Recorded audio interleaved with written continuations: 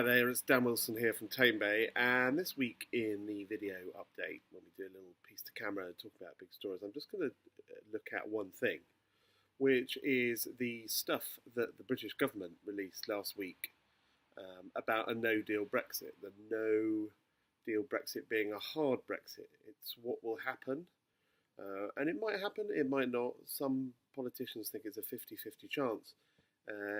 And it will happen on the 30th of March next year, which is 200 and something days away, and a Saturday, interestingly, if there's no deal, if there's no transition agreed, and yeah, I mean, it's quite scary stuff, some of it, and we don't know whether it will come to pass. I mean, there's still a very strong chance that they'll get an agreement, but what are we looking at? I mean, there's some things which are quite interesting. Firstly is, if you're exporting, if you're sending stuff, shipping stuff to the EU, it looks like in a no-deal situation, that's going to be very much, we hope, like it is at the moment with places outside the EU. But it does mean more paperwork straight from the get-go. You're going to be having to do custom slips.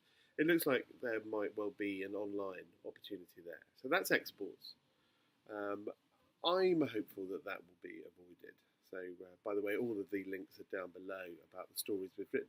Second one's about VAT, and this is specifically of interest to people shipping into the UK from the EU. So if you're a merchant based in France, Germany, Italy, Spain, wherever, you're now going to have to be communing with HMRC. That's the UK Tax Authority, Her Majesty's Revenue and Customs, and they're going to publish and create an online portal where you can register your consignments and make sure you're paying all the VAT. From a shopper perspective, this is likely to mean that you're going to be paying more when you're shopping from Europe. So that's something worth exploring, especially if you ship to the UK, many of you will. And then the third one, I suppose, is related to imports in general. So if you're importing significant amounts of goods from the EU, you're now going to be having to sort of register as an importer. There's going to be more paperwork. I mean, interestingly, on the imports, the British government suggested you might want to engage a specialist who will help you comply with all the rules. This looks like a bit of a paperwork nightmare, and I think if everything, even if there is a deal Brexit, I think that the import stuff is likely to come to pass anyway.